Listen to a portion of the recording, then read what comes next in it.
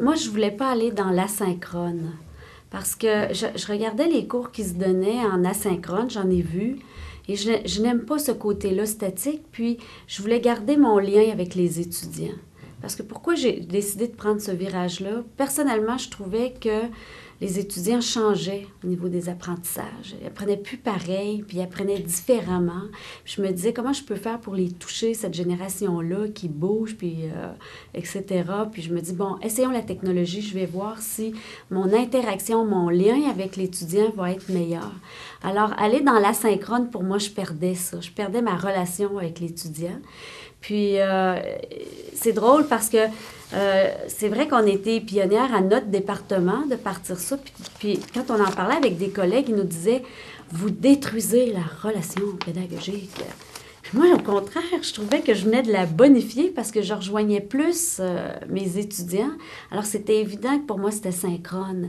Pour garder ce contact-là avec l'étudiant, les échanges qui se faisaient, puis leur donner toutes les possibilités. Par exemple, je me rappelle souvent en classe, on voulait faire des petits groupes de réflexion. Bien, c'était pas possible parce que toutes les classes autour de moi étaient utilisées. Là, maintenant, avec la technologie, je peux les mettre dans les classes virtuelles, puis je me promène, puis on revient en plénière. Alors, je garde mon lien avec l'étudiant. Pour moi, ça, c'était ma priorité. On ne l'utilise pas, par contre, pour faire de l'enseignement synchrone. On l'utilise pour faire de l'évaluation de présentation orale. Donc, les étudiants qui font le cours à distance ont des présentations orales à faire et leurs présentations orales se font par l'intermédiaire de la classe virtuelle synchrone. Donc, ils ne sont pas participants à ces classes-là, ils sont modérateurs. Ils ont l'accès modérateur et c'est eux qui gèrent l'outil et c'est moi, finalement, qui est le participant qui va écouter ce qu'ils ont à dire. Quand il y a une activité, comme par exemple si c'est une discussion en plénière, ça ne peut pas s'éterniser. On ne peut pas avoir un cours de 3 heures comme ça, là.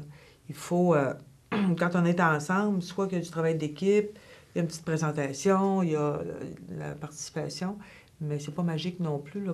Quand on est en classe synchrone, il faut aussi diversifier nos façons de faire, au même titre qu'on le fait quand on est dans une classe où on fait du magistral. Il faut varier, stimuler, finalement. Et ça prend une feuille de route parce que les premières fois qu'on donne le cours, on s'aperçoit qu'en classe, on a plein de réflexes pour changer notre fusil d'épaule ou pour changer la dynamique ou l'ambiance ou je sais pas quoi. Puis quand on se retrouve à distance, il faut y penser avant.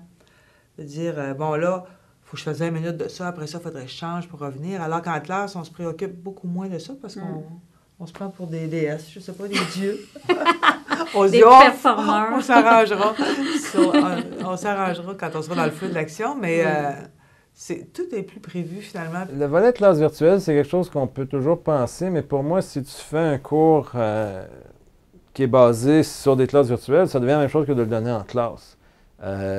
Donc, tant qu'à moi, tu es de le garder en classe que de faire un cours qui est entièrement en classe virtuelle, à moins que tu cherches de rejoindre une clientèle qui est à l'extérieur physiquement.